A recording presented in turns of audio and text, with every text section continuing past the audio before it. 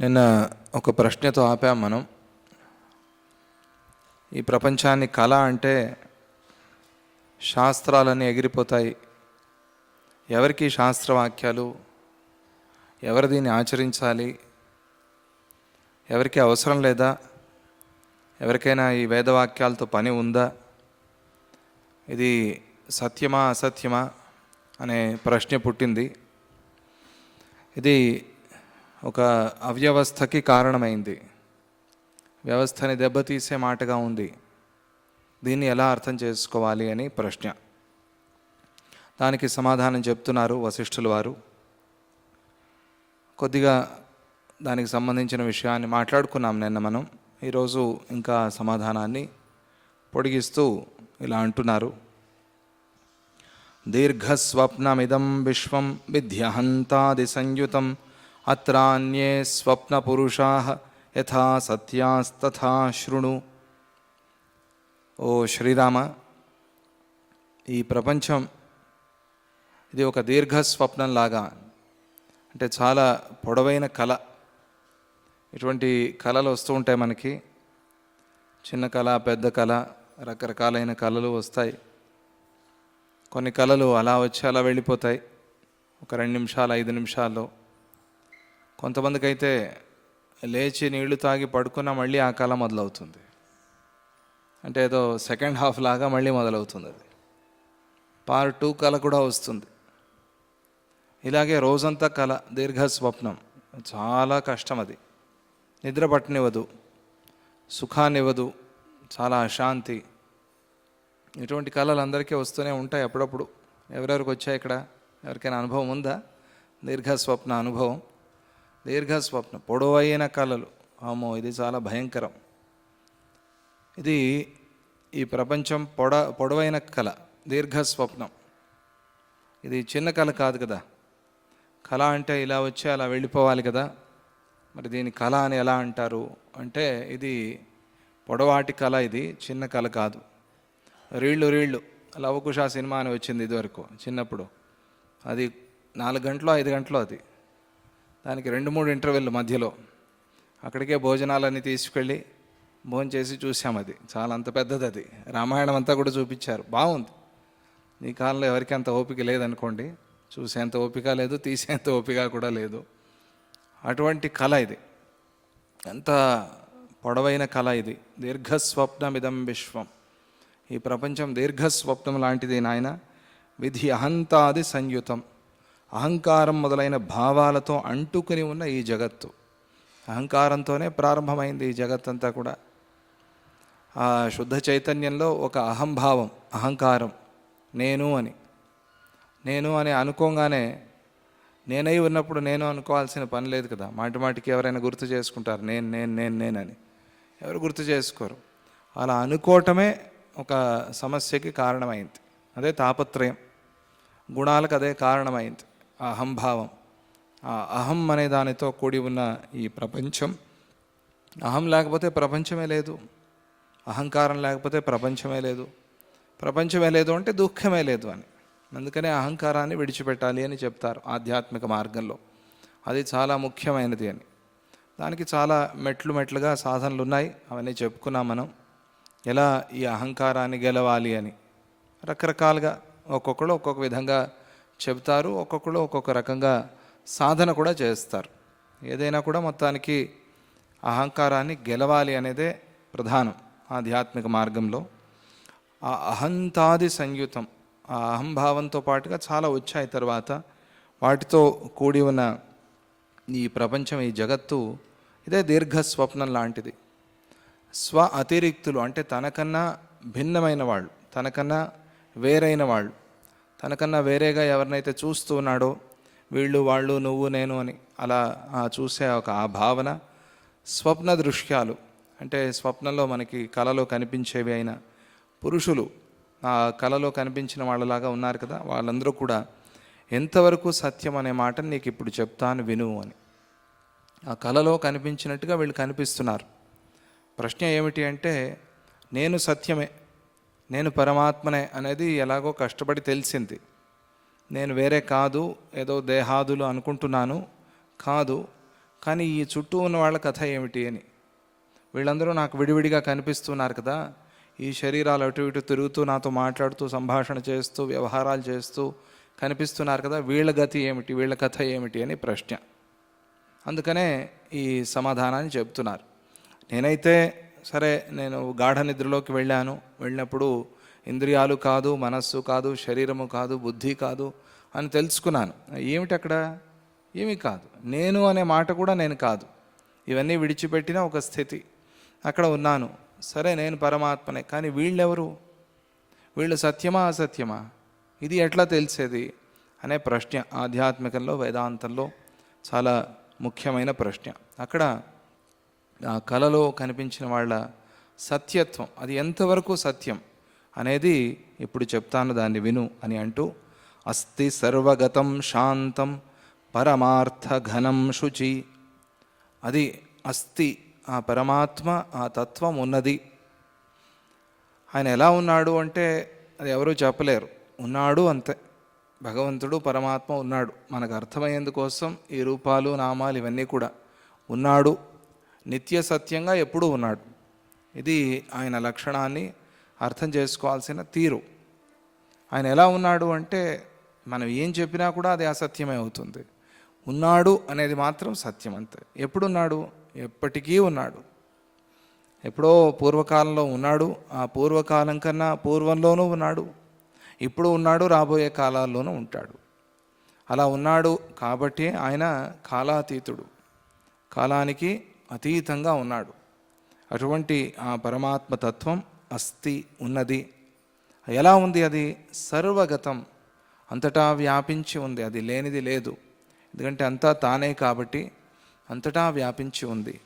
శాంతం, పరమశాంతంగా ఉంది. అంటే ఈ గుణాలు, ఈ తాపత్రయాలు, ఈ దోషాలు ఇవేవీ లేకుండా ఉంది.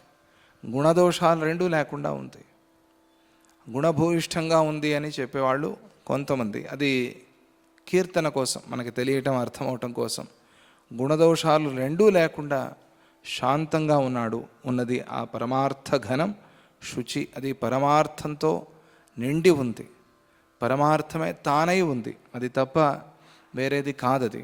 అటువంటి అది శుచి అంటే చాలా శుద్ధంగా, స్వచ్ఛంగా ఉంది. ఎటువంటి దానితోనూ లేపం లేకుండా ఉంది. ఎటువంటిది దాంతో కలవలేదు. ఏ గుణదోషాలు దాన్ని చెరపలేవు. అటువంటి ఆ శుద్ధతత్వం ఉంది. అచేత్య చిన్మాత్ర వపు పరమాకాశమాతతం. అచేత్యం అది. చైత్యం అనే పదానికి ఇదివరకు చాలాసార్లు అర్థం చెప్పుకున్నాము, కానీ మళ్ళీ చెప్పుకుందాం. సుందరకాండలో చైత్య ప్రాసాదాన్ని ఆయన తుంచారు అని చాలాసార్లు వస్తుంది. ఒక కనీసం 4-5 సార్లు ఆ మాటని, ఆ విషయాన్ని చెప్తారు సుందరకాండలో.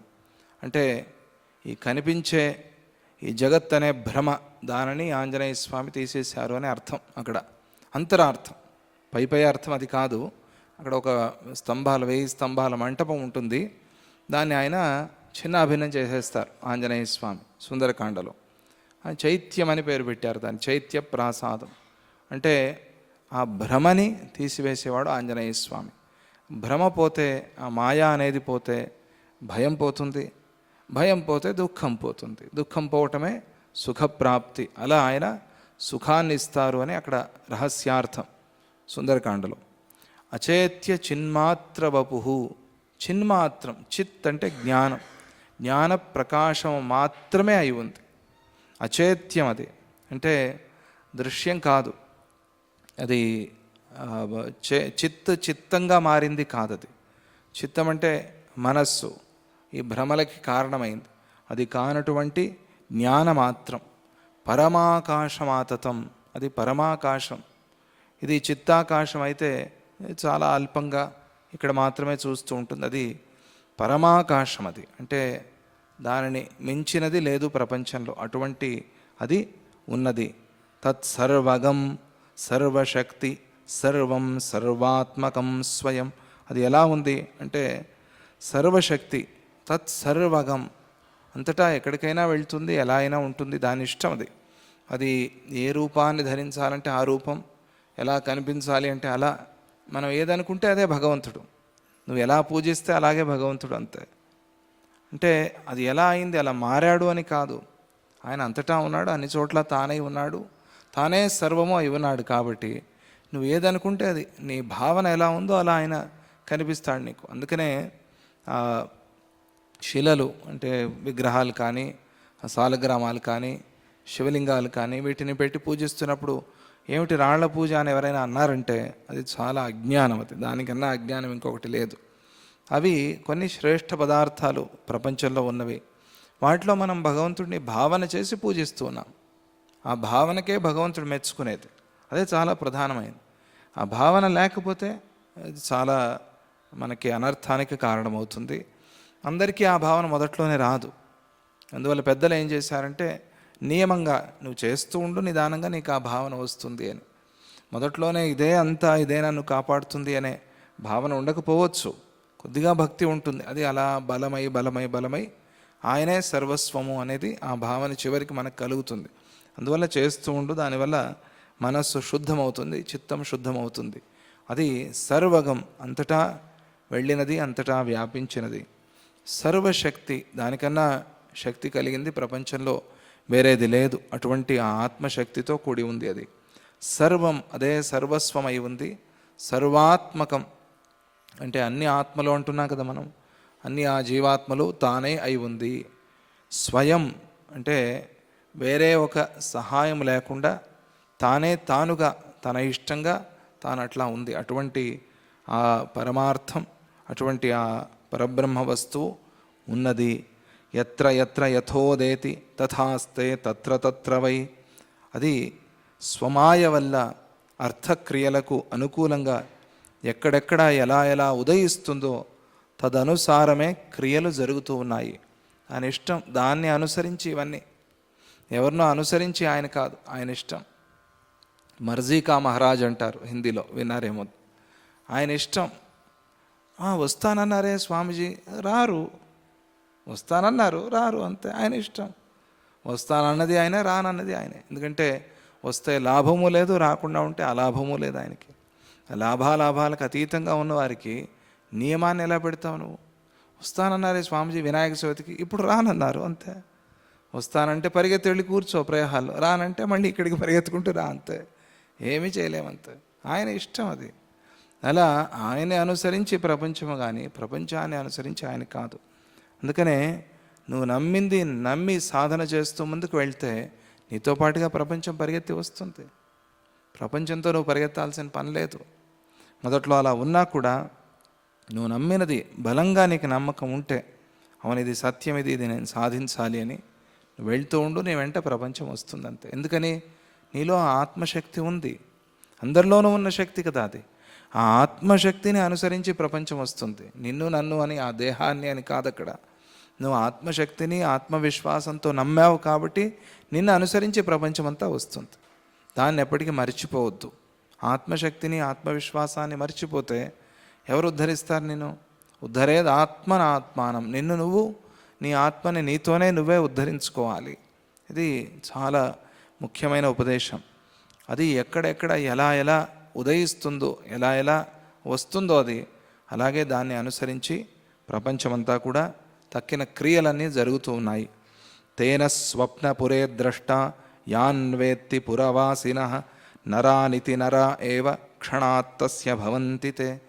స్వప్నద్రష్ట చేత, స్వప్నమందు పురవాసులు అని భావించబడిన వాళ్ళు క్షణకాలంలో అలాగే అతడికి కనిపిస్తూ ఉన్నారు. కళ చూస్తున్నాము, ఆ కళలో వీళ్ళు ఫలానా వాళ్ళు, వీళ్ళ పేరిది అని ఎవరు అనుకున్నారు? ఆ నాడీ ఛిద్రంలో, ఆ కళ చూస్తున్నవాడి ఆ బుద్ధిలో, ఆ మనస్సులో ఉన్నది భావన, వీళ్ళు ఫలానా అని. అందుకనే వాళ్ళని అలాగే చూస్తున్నాం మనం. కళలో వీళ్ళు వీళ్ళ ఊరిది, వీళ్ళ పేరిది, వీళ్ళు ఇది చేస్తూ ఉంటారు, వీళ్ళు నాకు ఇది సంబంధం, ఇవన్నీ భావాలు ఉన్నాయి కాబట్టి వాళ్ళు అలాగే మనకు కనిపిస్తూ ఉన్నారు. అలాగే జాగ్రత్తలో కూడా శాస్త్రీయ అర్థక్రియలను చేసే వాళ్ళు కూడా కనిపిస్తూ ఉన్నారు. శాస్త్రోక్తంగా, శాస్త్రం చెప్పిన విధంగా ఆచరణ చేస్తున్న వాళ్ళు కూడా అలాగే కనిపిస్తున్నారు. ఇది ఈ ప్రశ్న ఎలా ప్రారంభమైంది, దానికి సమాధానం ఎలా చెప్తున్నారు అని బాగా గుర్తుపెట్టుకోవాలి. ప్రశ్న ప్రారంభమైంది శాస్త్రవాక్యాలు కూడా ఇవి స్వప్న శాస్త్రవాక్యాలు అయిపోతాయి. ప్రపంచమంతా స్వప్నం అంటే అన్ని వేదవాక్యాలు, గురువాక్యాలు, శాస్త్రవాక్యాలు అన్నీ స్వప్న శాస్త్రవాక్యాలు అయిపోతాయి. స్వప్న శాస్త్రవాక్యం అంటే అసత్యం. అసత్యం అయిపోయిన తర్వాత దాన్ని నేనెందుకు పాటించాలి అంటాడు.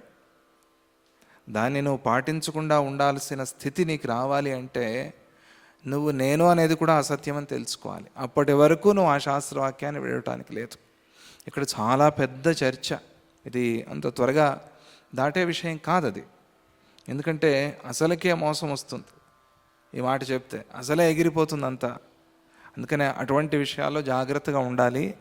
అందుకనే ముందు ఆ తత్వాన్ని అలా ప్రారంభించి, ఇది ఆయన ఆ సంకల్పం, ఇది ఆయన అనుకున్నట్టుగా ఇది జరిగేది. అందువల్ల అనుకున్నాడు. ఏదో విచిత్రమైన సృష్టి ఇది. ఎలా సృష్టి అయిందంటే అహంభావం. ఈ అహంకారం కన్నా ముందే వేదం వచ్చిందా, తర్వాత వేదం వచ్చిందా అని రెండు విధానాలు ఉన్నాయి ప్రపంచంలో.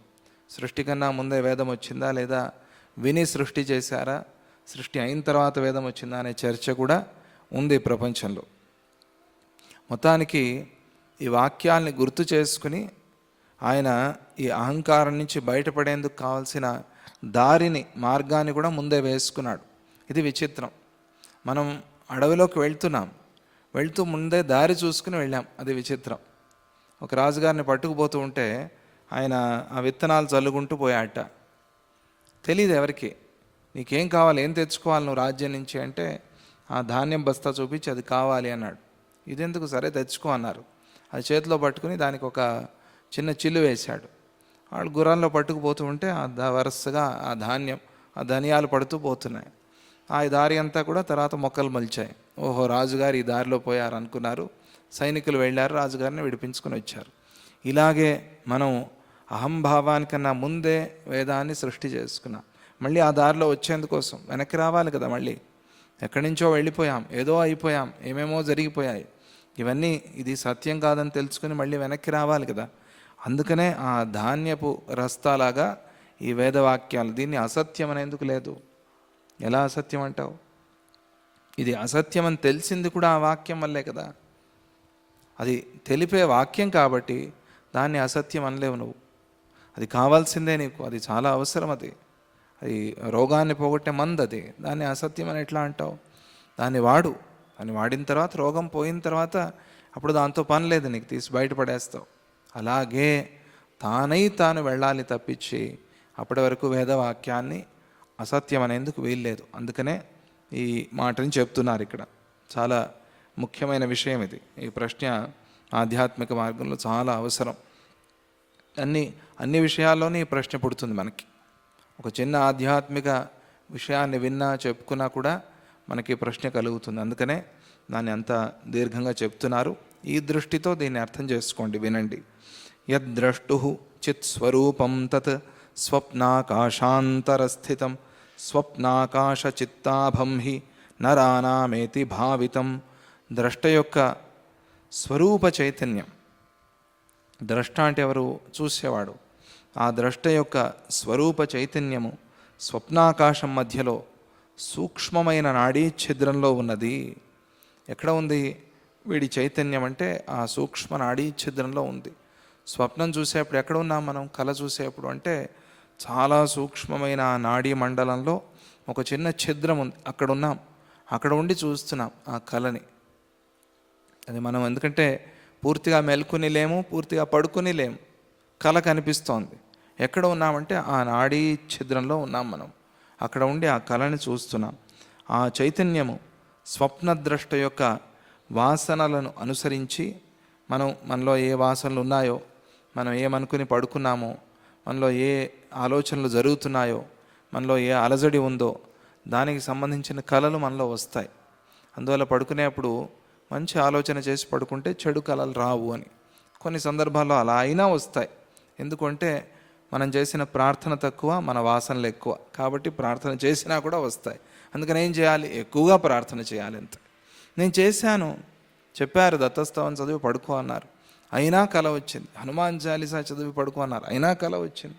శివకవచం విని పడుకో అన్నారు, అయినా కళ వచ్చింది. అంటే నువ్వు విన్నది, నువ్వు పారాయణ చేసింది, నువ్వు ప్రార్థన చేసింది చాలదు అని అర్థం. ఎక్కువగా చేయాలంత. ఒకసారి చేసావు అయితే 2 సార్లు చేసి పడుకో, చూద్దాం రేపు వస్తే అప్పుడు 3 సార్లు చేసి పడుకో. అయినా వస్తే పగటిపూట కూడా చేయి. నువ్వు ప్రొద్దునపూట ఏదో వేరే ఆలోచిస్తున్నావు కాబట్టి ఆ భయానకమైన దృశ్యాలే నీకు కనిపిస్తూ ఉన్నాయి. అందువల్ల నీ దృష్టిని నువ్వు మార్చుకున్నప్పుడు వాసనలు తగ్గుతాయి. ఆ వాసనలు వాటిని అనుసరించి దానికి ఆధారమైన చిత్తంతో కలిసి ప్రకాశిస్తోంది. అప్పుడు అటువంటి కళలు మనకి కనిపిస్తున్నాయి. అందువల్లనే ద్రష్టకు తాను నరుడు అనే జ్ఞానం బోధ కలుగుతోంది. కళలో కూడా తాను మనిషే అని, ఇది వాసన.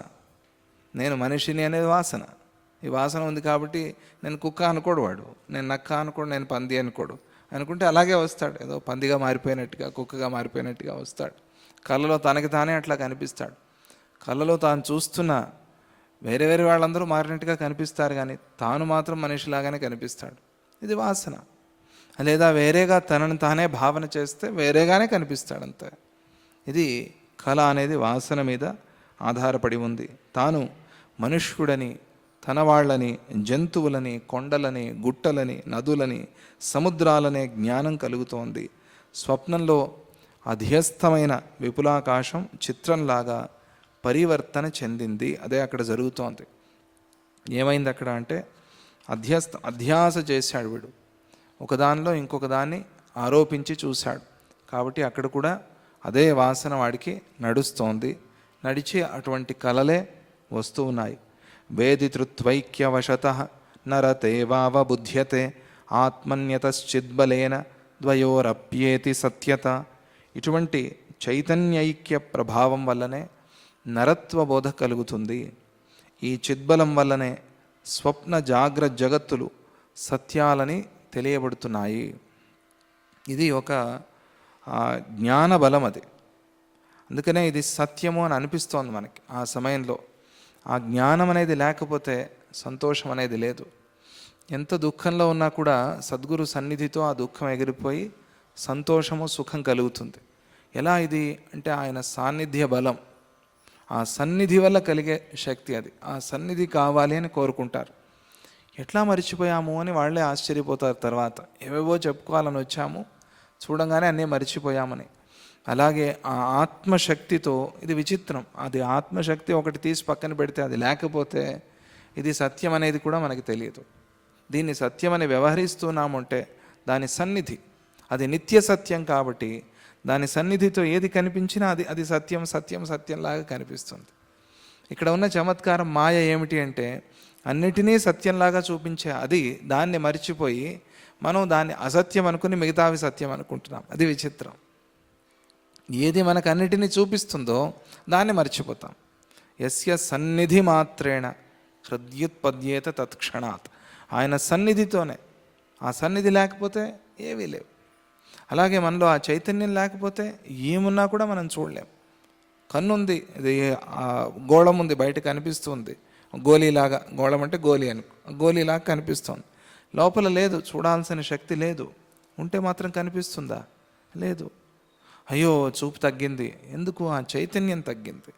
ఆ చైతన్యాన్ని బలం చేసుకోవాలి. అసలే ఆ చైతన్యం లేకపోతే అసలే కనిపించదు. అలా ఆ చైతన్య సన్నిధి వల్ల ప్రపంచం కనిపిస్తోంది. అలా కనిపించే ప్రపంచాన్ని సత్యం అనుకునే నువ్వు చూపించేదాన్నే మర్చిపోతున్నావే. అది చూపించకపోతే ఈ ప్రపంచం ఉందా? అది చూపిస్తోంది కాబట్టి అది నిత్య సత్యం. అది ఎల్లప్పటికీ ఎప్పటికీ అలాగే ఉండేది. అందువల్ల దాన్ని మరవకూడదు.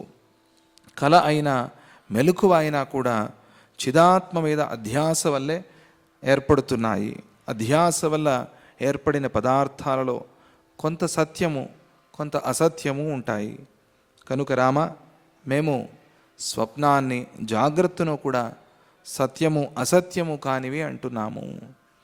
దీనికి ఒక కొత్త పేరు పెట్టాం. నువ్వు అడిగావు ఇది సత్యమా అసత్యమా అని అడిగావు. ఈ జాగ్రత్త ప్రపంచం, స్వప్న ప్రపంచం సత్యమా అసత్యమా అని అడిగావు. అందుకనే రెండూ కాదు అని అంటున్నాం. దీనికి ఏం పేరు పెట్టాం? మిథ్యా అని పేరు పెట్టాం. ఇది ఒక కొత్త పేరు. ఇది మిథ్య అంటే అసత్యమనే అర్థం, కానీ అసత్యం అనకుండా మిథ్య అన్నారు. అంటే ఆ సమయంలో నీ బుద్ధిలో ఉంది, అది నీ బుద్ధిలో పోతే కానీ అక్కడ పోదు. అక్కడ లేదురా భయపడద్దురా అన్నా కూడా వీడికి భయం పోలేదు. ఎందుకని అంటే వాడి బుద్ధిలో పెట్టుకున్నాడు దాన్ని. అక్కడ లేదన్నా కూడా వీడికి భయం పోదు. ఎప్పటి వరకు పోదు? నీ బుద్ధిలో, వాడి బుద్ధిలో పోయేంత వరకు ఆ భయం పోదు. అందువల్ల ఆ బుద్ధిలో ఉన్నది ఆ క్షణంలో ఆ వ్యవహారంలో ఉన్నట్టుగా కనిపిస్తుంది కనుక దానికి మిథ్యా అని పేరు పెట్టాము. ఒక కొత్త పేరు పెట్టి దాన్ని వ్యవహరిస్తూ ఉన్నాం అన్నప్పుడు శ్రీరాముడు ఒక ప్రశ్న వేస్తాడు.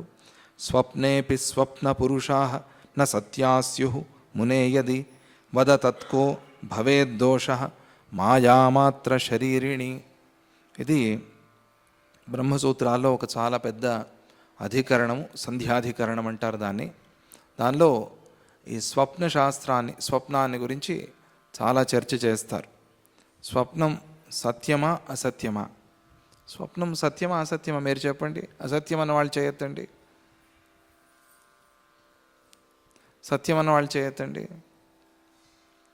స్వప్నం సత్యం అని ఒకళ్ళ ఇద్దరా ఎంతమంది? స్వప్నం సత్యం, స్వప్నం సత్యం అనేవాళ్ళు ఉన్నారు సభలో, మంచిదే. స్వప్నం సత్యం ఎప్పుడు ఒకే రకంగా ఉంటుంది. ఒకసారి సత్యం ఒకసారి అసత్యం కాదు. ఏదో ఒకటి చెప్పండి. ఒక్కొక్కసారి ప్రశ్న లేదు. ఒకసారి 2 సార్లు స్వప్నం సత్యమా అసత్యమా? రెండే ఉంటాయి. ఒకసారి ఒక స్వప్నం సత్యమై ఇంకొక స్వప్నం అసత్యం అవడానికి సాధ్యమే లేదు. స్వప్నం సత్యమైతే సత్యం. భగవంతుడు సత్యమా అసత్యమా? చేయొద్దండి, అందరూ చేయెత్తారు. అసత్యం అని వాళ్ళు చేయొద్దండి, ఎవరు లేరు. అంతే. స్వప్నం సత్యమా అసత్యమా? అసత్యం. స్వప్నం సత్యం అని వాళ్ళు ఇప్పుడు చేయొద్దండి, సత్యం. పూర్తిగా అన్ని స్వప్నాలు సత్యాలే, అన్ని స్వప్నాలు సత్యాలే, 1, 2 అని కాదు. కొన్ని స్వప్నాలు సత్యాలై కొన్ని స్వప్నాలు అసత్యాలు అవుతాయని ఉండదు ప్రపంచంలో. సత్యం ఎప్పుడు సత్యంగానే ఉంటుంది కదా. సత్యంలో మార్పు ఎలా వస్తుంది చెప్పండి? భగవంతుడు ఎప్పుడూ సత్యమే. నన్ను కాపాడితే సత్యం, కాపాడకపోతే అసత్యం అని అనం కదా మనం. ఆయన ఎప్పుడూ సత్యమే.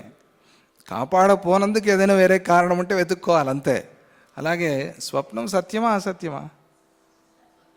సంశయం లేదు, రెండిట్లో ఏదో ఒకటి చెప్పండి. అసత్యమే, స్వప్నం అసత్యమే. అదే నాకు తెలిసి ఇవన్నీ వచ్చాయి, ఈ ప్రశ్నలు చాలా చెప్పుకున్నాం. సద్గురువు కనిపిస్తారు స్వప్నంలో, అది సత్యమా అసత్యమా అని ప్రశ్న ఇది. దానికి కూడా చెప్పుకున్నాం వెనకాల చాలా సమాధానాలు చాలా జరిగింది దీని గురించి. 3 ఏళ్ల నుంచి యుద్ధం జరుగుతోంది, స్వప్నం సత్యమా అసత్యమా అని.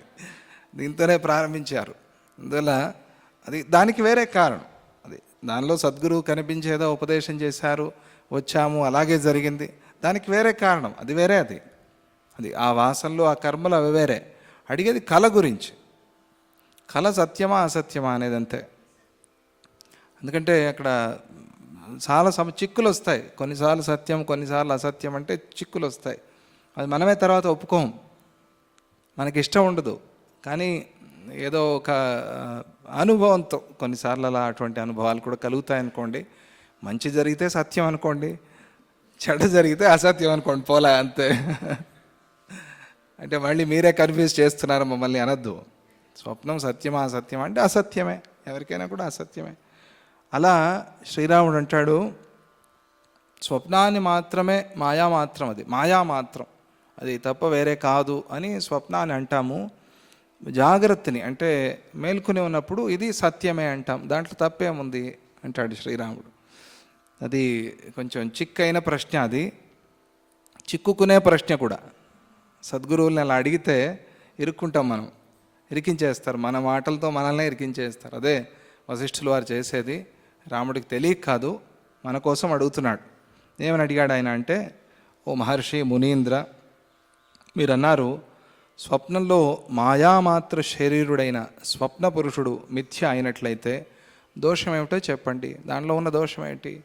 ఆ స్వప్నంలో వచ్చే ఆ స్వప్న పురుషుడు ఎవరైనా సరే, ఏదైనా సరే, నీకు నువ్వే కనిపించవచ్చు, నీకు ఇంకొకరు కనిపించవచ్చు, వస్తువులు కనిపించవచ్చు, జంతువులు కనిపించవచ్చు, నగరాలు, కొండలు, గుట్టలు ఏవైనా కనిపించవచ్చు, ఏదైనా సరే.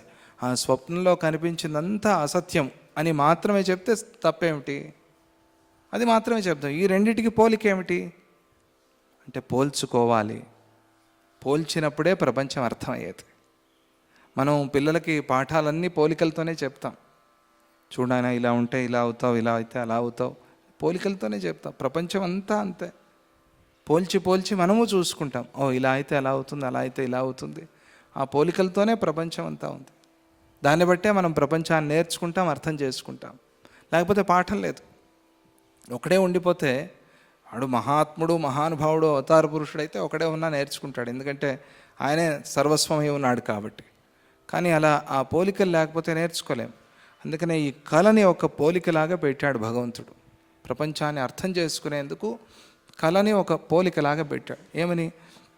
కళలో అన్నీ చూస్తున్నావు, రోడ్లు లేని చోట రోడ్లు వేసుకున్నావు, అసలు బిల్డింగ్లే లేని చోట బిల్డింగ్లు కట్టావు, పెద్ద రాజ్యమే తయారైపోయింది, రథాలు వచ్చేసాయి, గుర్రాలు వచ్చేసాయి, రథంలో కూర్చున్నావు, లేని రోడ్లో రథాన్ని నడిపించావు, లేని నగరానికి వెళ్ళి చేరుకున్నావు, అక్కడ వ్యవహారాలు చేసావు, ఇవన్నీ చేసావు. నా రథాహ నా రథయోగాహ ఏమీ లేవు, కానీ అన్నీ ఉన్నాయి. లేవంగానే అయ్యో అన్నీ వచ్చాయనుకున్నాను, ఏవి లేవే అంటావు అంతే. మళ్ళీ నాకు ఏమండి కళలో మీ అప్పంతా తీర్చేశానండి అని ఎవరైనా అంటారా? రాసేసుకోండి, కళలు నిన్ననే ఇచ్చాను కదండి 12ంటికి రాత్రి అని ఎవరైనా అంటారు? ఎవరు అనరు. కళలో ఎన్నైనా కూడా అసత్యమే. అది అందరికీ ఉన్న అనుభవం. అది అలా అనుకోవచ్చు కదా, దాంట్లో తప్పేమిటి? అది మాత్రం మాయా మాత్రం అనుకుంటే సరిపోలేదా? మరి దాన్ని మీరు ఈ దృశ్య జగత్ అంటే ఈ జాగ్రత్త జగత్తుతో పోల్చి చెప్తున్నారే. మెలకులో ఉండి మేము చూస్తున్నామండి, మేము ఇది ఆ యొక్క అనుభవంలో ఉంది, అన్ని ఇంద్రియాలకి అనుభవంలో తెలుస్తోంది ఈ జగత్తు, దీన్ని మీరు అసత్యమని ఎట్లా అంటారు అని శ్రీరాముడి ప్రశ్న. అంటే ఇప్పుడు కళ అసత్యాన్ని ఒప్పుకున్నారు, కళ అసత్యమే అని ఒప్పుకున్నారు, కానీ జగత్తుని అసత్యం అని ఒప్పుకునేందుకు తయారుగా లేరు. ఆ ప్రశ్న ఇక్కడ పుట్టింది. అలా అనుకోకూడదు, ఆ కళతోనే పోల్చి చూసుకోవాలి అని సమాధానం చెప్తారు. ఎందుకు అలా చెప్తారు అంటే, ఇంకా ఆ ప్రశ్నని కొద్దిగా వివరించి చెప్పుకుంటే, మనం స్వప్న జాగ్రత్త జీవుడికి సత్యానృతాలను రెంటిని చెప్పారు. అది అందరికీ తెలిసిందే. అంటే ఉంది అనుకునేవాడికి ఉంది అని, లేదనుకునేవాడికి లేదని, అంతే. ఉంది అంటే ఉంది, లేదంటే లేదు. నీ భావనను బట్టి నువ్వు ఎలా భావన చేస్తావు అలా. ఇప్పుడు అదే స్వప్నం సత్యం అన్నారు కదా, ఎవరి భావన వాళ్ళది. ఆ భావన చేస్తే ఇది సత్యం, భావన లేదు అంటే అది అసత్యం. అది కనిపించింది అక్కడ, అయ్యో మాకు అక్కడ జరిగినవన్నీ నిజమయ్యాయండి. ఇటువంటి కథలు కూడా ఉన్నాయి ప్రపంచంలో, చాలా చరిత్రలు కూడా ఉన్నాయి, చాలామందికి అనుభవాలు కూడా ఉన్నాయి. ఉపదేశం చేసినట్టుగా, ఉపదేశ మంత్రాన్ని పూర్తిగా విన్నట్టుగా. ఉపదేశ మంత్రం ఏమైనా పూర్తిగా వినిపించి లేచిన తర్వాత కూడా అది గుర్తుంటే అది చాలా గొప్ప కళ. అది సత్య కళ అసత్య కళ అని నేను ఇప్పుడు చెప్పను. అది చాలా గొప్ప కళ, అది చాలా మంచి కళ. అది దాంతో నీ జీవితంలో ఏదో పెద్ద మార్పు రాబోతోంది అని అర్థం. నీకు సద్గురు కృప కలిగింది అని అర్థం. సద్గురు కృప సత్యమా అసత్యమా అంటే దానికి నేనేం చెప్పేది? సత్యమే అనే చెప్పాలి. సత్యమే, దాంట్లో ఎటువంటి అనుమానం లేదు. ఎందుకంటే అంత జీవితాన్ని మారుస్తోంది అదే కదా. వేదవాక్యం సత్యమా అసత్యమా అనే ప్రశ్న వచ్చింది కదా. జగత్తంతా అసత్యం అంటే దానిలో ఈ వేదవాక్యాలు కూడా కలిసిపోవాలి. కలిసినా కూడా ఇదే మన కళ్ళు తెరిపిస్తోంది కాబట్టి దీన్ని అసత్యము అనలేము మనం. ఇది చాలా గొప్ప మార్పు తెచ్చే ఒక కళ, మంచి కళ. అది దానివల్ల నువ్వు ఉద్ధరింపబడతావు, దానివల్ల నీకు మేలు జరుగుతుంది, మంచి జరుగుతుంది. ఆ మంచిని తీసుకోవాలి. గుర్తుంటే కళలో కనిపించడమే చాలా గొప్ప. ఎలా కనిపించారు, ఏం చెప్పారని గుర్తుండటం అది ఇంకా చాలా గొప్ప. అందరికీ గుర్తుండదు. వచ్చారు కనిపించారంతే, ఏదో చెప్పారు అంటారు చాలామంది. ఏదో చెప్పారు వినిపించింది. కొంతమందికి పూర్తిగా మంత్రం చెప్పి ఉంటారు, దానిలో ఏదో ఒక భాగమే గుర్తుంటుంది, ఒక అక్షరమే గుర్తుంటుంది. వెళ్ళి అడిగితే ఆయన కృప, ఆయనకి నిజంగా చెప్పాలి అని ఉంటే చెప్తారు. లేదంటే ఇప్పుడు కాదు ఇంకొకసారి, మళ్ళీ కలగనప్పుడు చూద్దాంలే, కలలో వస్తే. అది మన వాసన కాదు, ఆయన సంకల్పం. ఆయన అనుకుని వచ్చారు కాబట్టి మనకు కళలో కనిపించారు కనుక ఆ కళ సత్యం. సద్గురువు కళలో రావటం అనేది ఆయన సంకల్పం కాబట్టి అది సత్యం. ఆయన సత్య సంకల్ప కదా. వీడి కళలో రావాలి, వీడిని ఉద్ధరించాలి అనేది నువ్వు అనుకున్నది కాదు. లేదండి నేను ప్రార్థించాను, నా కళలో కనిపించండి కనిపించండి, నేను వేడుకున్నాను నేను, అయినా కూడా అది చాలదు. ఆయనకు ఉంటేనే కనిపిస్తారు. ఎందుకంటే ఆయన నువ్వు లాగలేవు కదా. ఆయన వస్తే వస్తారు. ఆయన మా మర్జీగా మహారాజ్ అని ఇప్పుడే చెప్పా కదా, ఆయన మర్జీ అది. ఆయన మర్జీ లేకపోతే ఆయన రారు. అందువల్ల ఆయన కనిపించారు కాబట్టి సద్గురు స్వప్నంలో అది ఆయన సంకల్పం కాబట్టి ఆ భగవంతుడు సద్గురువు కనిపించిన కళ అప్పటికే ఆ క్షణానికి అది సత్యం అనే చెప్పుకోవాలి అని సమాధానం. ఇప్పుడు మీకు కూడా సమాధానం అయి ఉంటుంది మనస్సులో, అమ్మయ్య అని.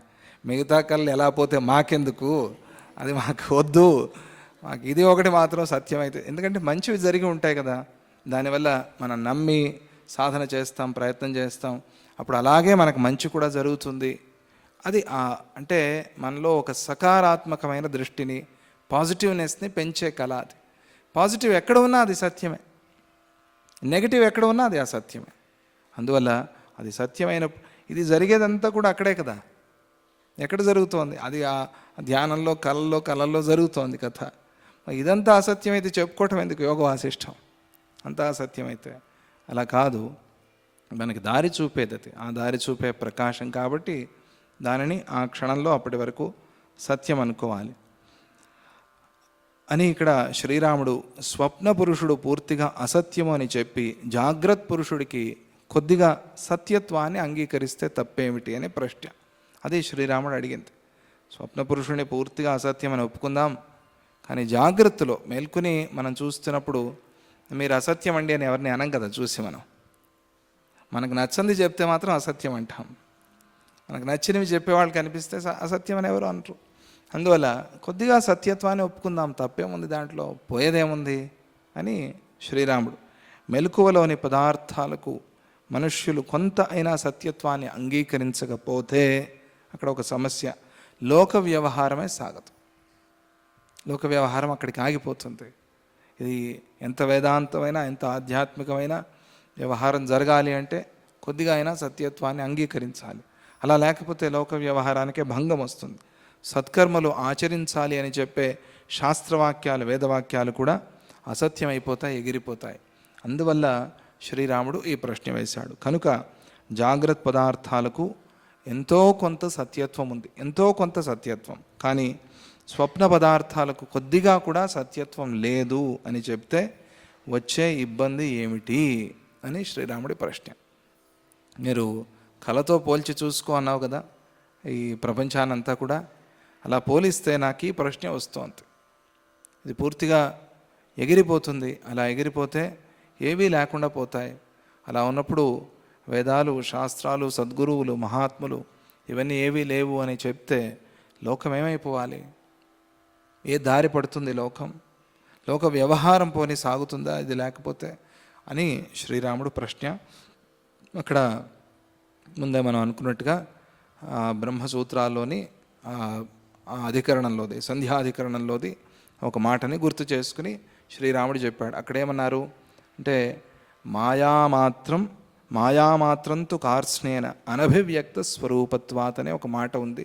ఊరికే వినండి, ఇది చాలా పెద్ద విషయం, అది ఇప్పుడు చెప్పను, భయపడద్దు, అది తర్వాత మీరే తెలుసుకోండి. ఇక్కడ అదే ఆ విషయాన్ని చెప్తున్నారు, దాన్నే చర్చ చేస్తున్నారు. ఇది సంధ్యాధికరణంలో 3వ అధ్యాయం 2వ పాదంలో ఉంది. ఎవరైనా చూడాలి అనుకుంటే చూసి అర్థం చేసుకోండి. 1వ సూత్రం నుంచి 6వ సూత్రం వరకు దీన్నే అక్కడ చెప్పారు. ఇంకా దానికి సమాధానం చెప్పాలి కదా సద్గురువులు. వశిష్ఠుడు ఆయన ఉపదేశం చేస్తున్నారు. స్వప్నేన పురవాస్తవ్యా వస్తుతః సత్యరూపిణ ప్రమాణమత్ర శృణుమే ప్రత్యక్షం నామనేతరత్. సద్గురువుల సమాధానం అలాగే ఉంటుంది. శ్రీరాముడు అడిగాడు, స్వప్నం అసత్యం సరే, అయితే జాగ్రత్త ప్రపంచం మేలుకున్న తర్వాత సత్యం, ఇలా చెప్దాం, కొద్దిగా మార్చుకుందాం గురువుగారు, మనం ఒక ఒప్పందానికి వద్దాం అని అంటే ఏదో గురువుగారినే కాంప్రమైజ్ చేయడానికి చూశారు. ఆయన ఒప్పుకుంటారా? లేదు నాయన, నీకు కష్టమైనా కూడా ఇలాగే అర్థం చేసుకోవాలి. కష్టమైపోయింది, లోక వ్యవహారం జరగలేదు అని అసత్యాన్నే సత్యం అనుకుంటే వచ్చే ఫలం ఏముంది?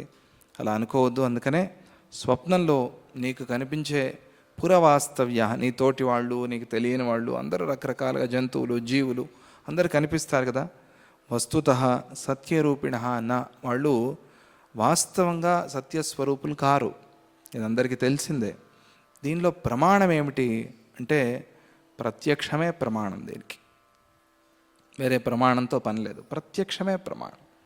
ప్రత్యక్ష ప్రమాణం అంటే ఏమిటి అంటే మనం చూడాలి, చూసి మన ఇంద్రియాలు ఆ విషయం మీద పోయి పడాలి. చూడటం కానీ, వినటం కానీ, చర్మానికి తగలగటం కానీ, ఏదో ఒక అనుభవం. ఇంద్రియార్థం సన్నికర్ష, ఇంద్రియము అర్థం, అర్థం అంటే వస్తువు, అవి రెండు కలవాలి. ఇది ప్రత్యక్షం. అటువంటి స్థితి అక్కడ లేదు కదా. స్వప్నంలో ఇటువంటి స్థితి ఉందా? ఎవరికీ లేదు. నిజంగా ఉన్నారేమో అని చేతులు కాళ్ళు ఆడిస్తాం, అది వేరే విషయం. కానీ ఇంద్రియాలు వస్తువులు కలవటము అనేది అక్కడ లేదు కదా. ఇదే అక్కడ ప్రమాణం. ఆయన కలలో ఆ పురవాస్తవ్యులు మొదలైన వారు సత్యస్వరూపంగా కనిపిస్తారు. కానీ సత్యం కాదు అనటానికి ప్రత్యక్షము కాకుండా ఇంకొక ప్రమాణం లేదు. కలలో కనిపించే పదార్థాలు బ్రహ్మలాగా వాస్తవంగా సత్యం కాదు. వాస్తవ సత్యం, వస్తుస్థితిలో సత్యం ఆ పరబ్రహ్మ మాత్రమే, ఆ పరమాత్మ మాత్రమే. కలలోని వస్తువులు, మెలకువలోని వస్తువులు కూడా అధిష్టానమైన సన్మాత్రమనే స్వభావంతో సత్యాలే. అధిష్టానం, అదే చెప్పానే, ఆ ఆత్మశక్తి ఉన్నది కాబట్టి ఇవన్నీ కనిపిస్తున్నాయి. అది లేకపోతే ఇవేవి కనిపించవు. అధిష్టాన రీత్యా చూసినప్పుడు అవన్నీ సత్యాలు. అంటే చూడాల్సింది చూడట్లేదు అని అర్థం అంతే. అధిష్టానంగా సత్యం అంటే చూడాల్సిన దాన్ని చూడాల్సినట్టుగా చూస్తే తాపత్రయమే లేదు అసలు. అలా చూడకపోవటమే తాపత్రయం అంత. విగ్రహంగా చూసావు, అది విగ్రహం రాయి అనుకున్నావు, అదే సమస్య అంత.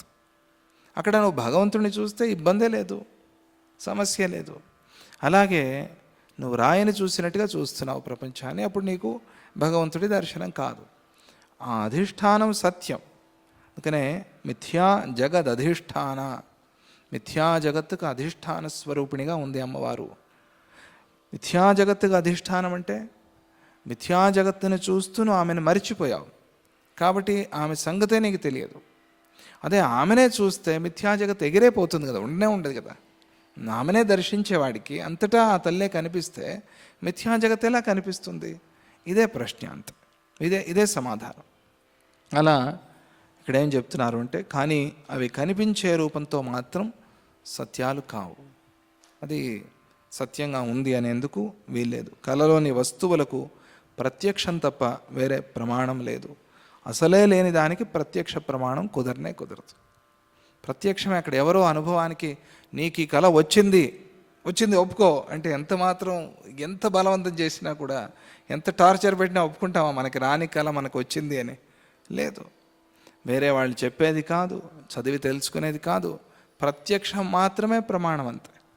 నీకు కనిపించింది, ఈ కళ నాకు వచ్చింది అనుకున్నావు అంతే. అందువల్ల ఆ ప్రత్యక్ష ప్రమాణం తప్ప వేరే లేదు. అసలే లేని దానికి ప్రత్యక్ష ప్రమాణం కుదరదు. అందువల్ల స్వప్నం అనేది అసత్యమని తెలుసుకున్నావు కదా. ఇలా ఉండగా జాగ్రత్త ప్రపంచాన్ని స్వప్నంతో ఎలా పోలుస్తారు అని నీ ప్రశ్న కదా, దానికి సమాధానం నాయన.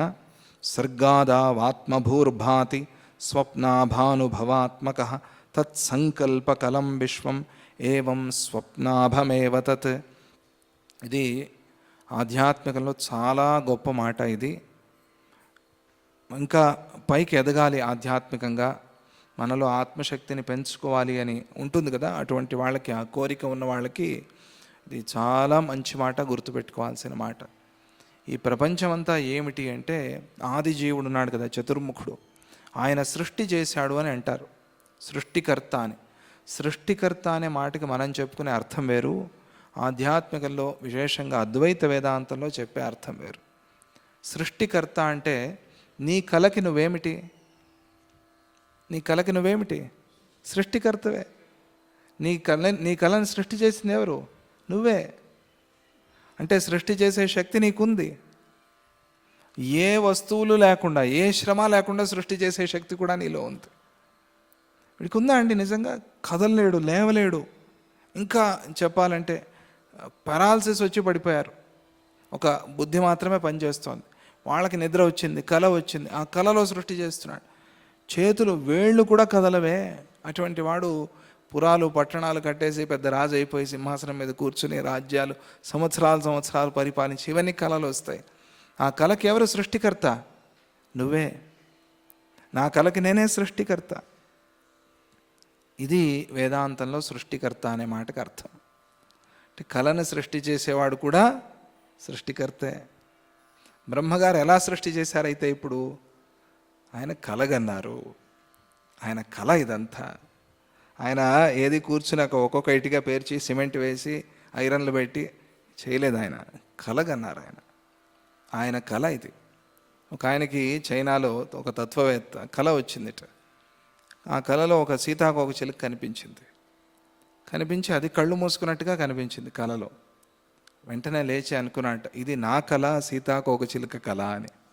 ఎవరి కళ ఇది?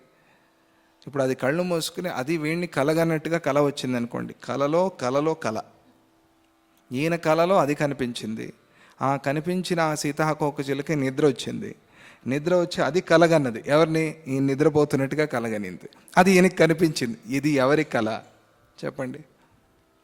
అమ్మో, ఇది చాలా కన్ఫ్యూజింగ్గా ఉందా ఇది? ఇదే వేదాంతం అంతే. అలా అనుకుంటే ఏమైనా తాపత్రయం ఉందా అండి? ఏమైనా కష్టం ఉందా చెప్పండి?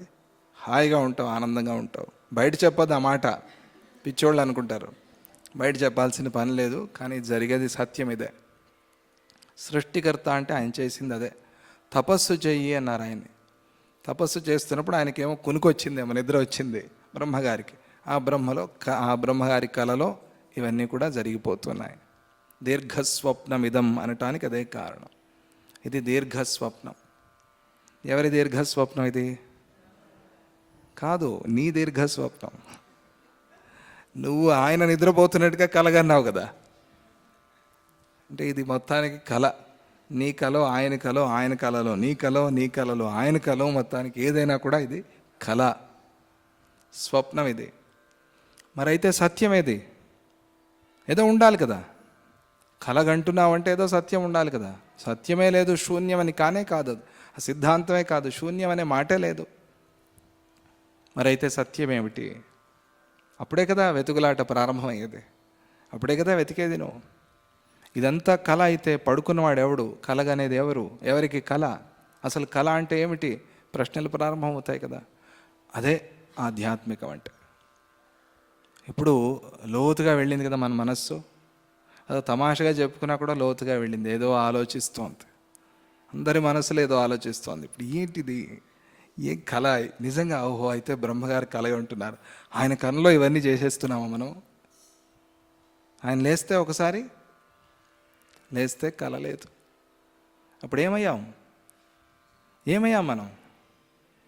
ఏమీ కాలేదు, ఏమీ పోలేదు. ఆయనే మనమై ఉన్నామంతే. అంతే కదా. అయితే లేయాల్సింది ఎవరు? ఆయన. అయితే మనకెందుకు ఇది? ఆయన ఎప్పుడో లేస్తాడు లేండి. అంటే ఆయన్ని లేపటం అంటే నువ్వు తెలుసుకోవటం అంతే. నువ్వు తెలుసుకుంటే ఆయన లేచాడని అర్థం. ఆయన యోగ నిద్రలో ఉన్నాడు ఈ చాతుర్మాస్యంలో అంటే నిద్రపోయాడనా? మహావిష్ణువు యోగ నిద్రలో ఉన్నాడు. ఈ సమయంలో తెలుసుకునే ప్రయత్నం చేయండి అని. ఇది చాలా మంచి కాలము, మంచి సమయము. అన్ని మంచి సమయాలే తెలుసుకోవడానికి. ఎప్పుడైనా సరే ఎవరికి ఏ క్షణంలో ఏ అపరాత్రి అర్ధరాత్రి ఎవరికి ఏ జ్ఞానం వస్తుందో తెలియదు. ఎప్పుడొచ్చినా కూడా అది మంచిదే. కానీ ఒక కాలాన్ని నిర్ణయం చేస్తే ఆ కాలంలో సాధన చేస్తాం. కాబట్టి ఈ చాతుర్మాస్యాన్ని దానికి నిర్ణయించి పెట్టారు. ఇది మంచి సమయం, ఈ సమయంలో చేయండి ఆయన. అది అక్కడ ఉన్న రహస్యం. మరి అది దీన్ని ఏమంటున్నారంటే, ఇది సర్గాదౌ ఆత్మభూర్భాతి స్వప్నాభా అనుభవాత్మక. ఆయన సృష్టి ప్రారంభంలో స్వయంభువుడు. అంటే సృష్టి ప్రారంభంలో ఏమిటి?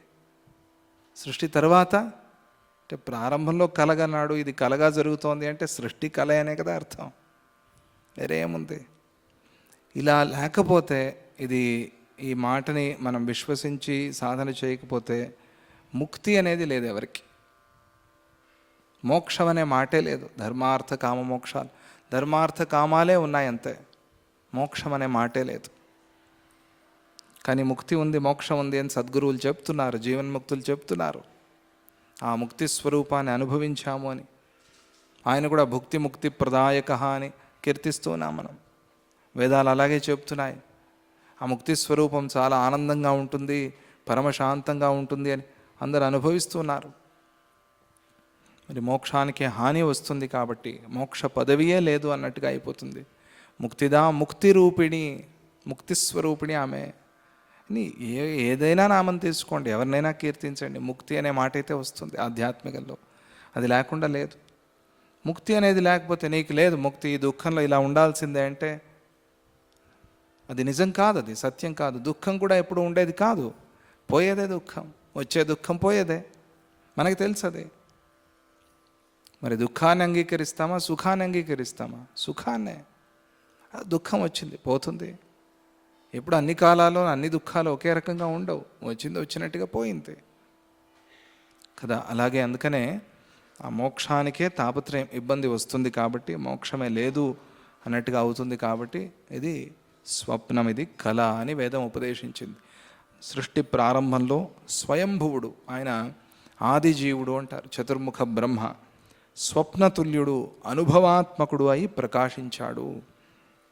ఇంకా లోతుగా వెళ్ళండి, చతుర్ముఖ బ్రహ్మగారు ఆయన యోగ నిద్రలో ఉన్న నారాయణుడు కలగన్నాడు. ఎవరిని? బ్రహ్మగారిని. నిన్ను కలగనే బ్రహ్మగారు కూడా విష్ణువు గారి కలే.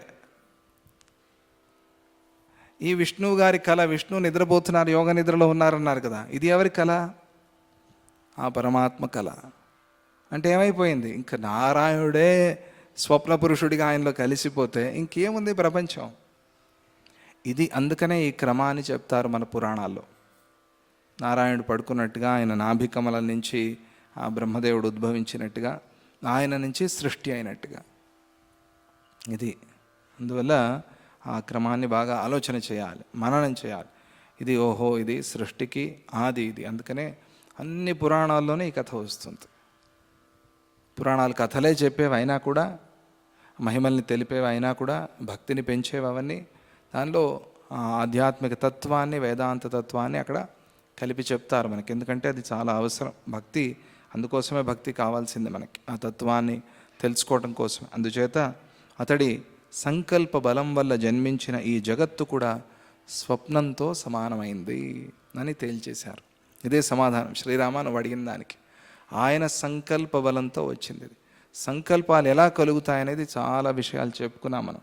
అది సంస్కారంతోనా, ఇది స్మృతితోనా, స్మరణ చేసియా, పూర్వ సృష్టిని చేసి మళ్ళీ అలా గుర్తు చేసుకుని మళ్ళీ సృష్టి చేస్తాడా అని చాలా విషయాలు వచ్చాయి. ఇంకా మళ్ళీ దాన్ని చెప్పుకోవద్దు మనం. అందుచేత అతడి సంకల్ప బలం వల్ల జన్మించిన ఈ జగత్తు కూడా స్వప్నంతో సమానమైంది. కళ ఎలాగైతే బొత్తిగా అసత్యమో అలాగే జాగ్రత్త ప్రపంచం కూడా పూర్తిగా, మీరే చెప్పాలి నేను చెప్పను, పూర్తిగా అసత్యమే అని తేల్చారు. అప్పుడు కానీ ఆత్మతత్వం, పరమాత్మ నిత్య సత్యత్వం అనేది బోధపడదు, మనకు తెలియదు. ఎందుకంటే ఇది స్వప్న పురుషుడి నుంచి వచ్చిన స్వప్న ప్రపంచం. అందువల్ల ఇది సత్యం అనుకుని తాపత్రయపడటానికి అవకాశమే లేదు. ఆనందంగా ఉండండి, సంతోషంగా ఉండండి, కళ అనుకోండి, హ్యాపీగా ఉండండి. అంతే, జరిగేవన్నీ జరిగిపోతాయి, మన ముందు అట్లా వెళ్ళిపోతూ ఉంటాయి అంతే. ఏముంది ఇంకా తాపత్రయం? కళ అనుకుంటే కళలో ఏమైనా కానీ, ఎవరైనా ఏడుస్తామా, బాధపడతాం, కళ మార్చుకోవాలి అనుకుంటామా? కళగంటున్నప్పుడు ఏవైనా అనుభవాలు వస్తే, చెడ్డవి కానీ మంచివి కానీ వస్తాయి. లేచాం పోని మంచి కళే ఎంతసేపు ఉంటుంది, మంచి కళ అనే అనుభవం. కొన్ని కళలు అట్లా సంవత్సరాల తరబడి గుర్తుంటాయేమో, తర్వాత నిదానంగా మర్చిపోతాం కదా దానికి కూడా. అలాగే ఈ ప్రపంచాన్ని స్వప్నము, ఒక కళని ఎలాగైతే చూస్తామో మనం అలా ప్రపంచాన్ని చూడగలగాలి. అది ఆధ్యాత్మికం. అది చెప్పడమే ఆ వశిష్ఠుల వారి సంకల్పం. సద్గురువులు కూడా మనకి దాన్నే తెలుపుతూ ఉంటారు. ఎన్నో సందర్భాల్లో స్వామీజీ ఆ పదాన్ని వాడతారు కదా, ఇదంతా మాయ, స్వామీజీ ఎప్పుడు ఎలా ఏం చేస్తారో తెలీదు, వద్దంటారు మళ్ళీ ఆయనే చేయమంటారు, ఇలా ఎన్నోసార్లు చెప్పారు మనకి. ఆ సూచనలన్నీ చేస్తూ ఉంటారు. నేరుగా ఆ మాటను చెప్పకపోయినా కూడా ఆ భావన మనలో రావాలి అని, అది సద్గురువు సంకల్పం. అప్పుడు మనం సుఖంగా ఆనందంగా గెలవగలం. ఈ దుఃఖాన్ని గెలిచి సుఖాన్ని పొందటం, అదే దుఃఖ నివారణ, సుఖప్రాప్తి. అంతే, ఎవరికైనా కావాల్సింది ప్రపంచంలో. అది ఈ ఆధ్యాత్మిక మార్గంలోనే కలుగుతుంది. వచ్చిన సుఖం శాశ్వతంగా నిలుస్తుంది, ఎందుకంటే అది శాశ్వతమైన సుఖం కాబట్టి. దాన్ని, ఆ విషయాన్ని అక్కడ వశిష్ఠులు వారు చెప్తున్నారు. శ్రీరాముడి ప్రశ్నకి ఇంకా సమాధానాలు పూర్తిగా కాలేదు, ఊరికే ప్రారంభంలో మాత్రం చెప్పారు. ఇంకా దీన్ని పొడిగించి చెప్తారు. ఆ విషయాలన్నీ కూడా మనం ఎల్లుండి మాట్లాడుకుందాం. రేపు అనధ్యయనం, అందువల్ల రేపు చెప్పడానికి వీల్లేదు కాబట్టి